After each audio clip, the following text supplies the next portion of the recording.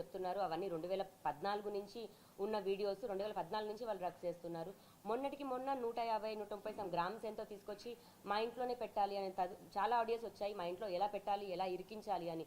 అంటే just because నేను బయటకు వచ్చి కేసు చేశాను అన్న దాంట్లోని డ్రగ్స్ అన్ని మా ఇంట్లో పెట్టాలి అని ప్లాన్ చేశారు. ఆ బస్ డీటెయిల్తో సహా పోలీస్ వారి దగ్గర ఉన్నాయి. ఆ రోజు డ్రగ్స్ వచ్చాయి, హైదరాబాద్కి కూడా డ్రగ్స్ వచ్చాయి, 137 గ్రాములు డ్రగ్స్ వచ్చాయి హైదరాబాద్కి.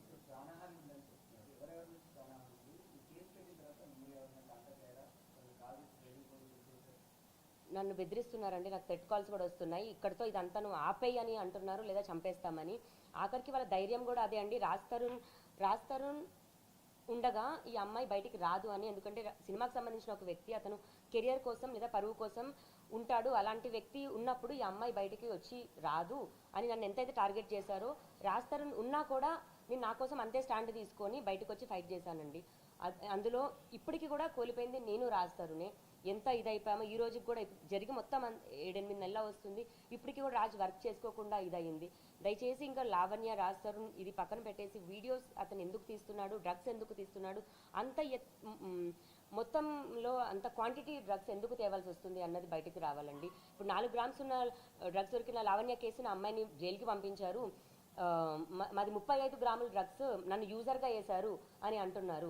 అంటే లావణ్యకు ఒక న్యాయం, మస్తాన్ సాయికి ఒక న్యాయమా, లేకపోతే అక్కడ పోలీసులకి డబ్బులు ఇచ్చి చేపిస్తున్నారా, వాళ్ళు ఏ విధంగా చేస్తున్నారన్నది మరి బయటికి రావాలి. వాళ్ళు మాత్రం తప్పించుకుంటారు.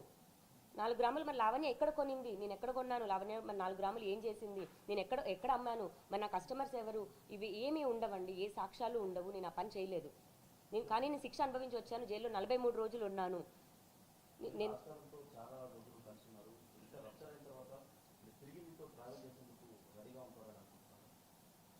నేను నిజంగా దాని గురించి అయితే ఆలోచించలేదండి. దేవుడు ఏం రాస్తే అది. కాకపోతే రాజ్కి నేను మనస్ఫూర్తిగా అయితే క్షమాపణ కోరుతున్నాను. నేను చేయాలనుకుంది అయితే ఇదే అల్టిమేట్గా. అది రాజ్కి తెలుసు.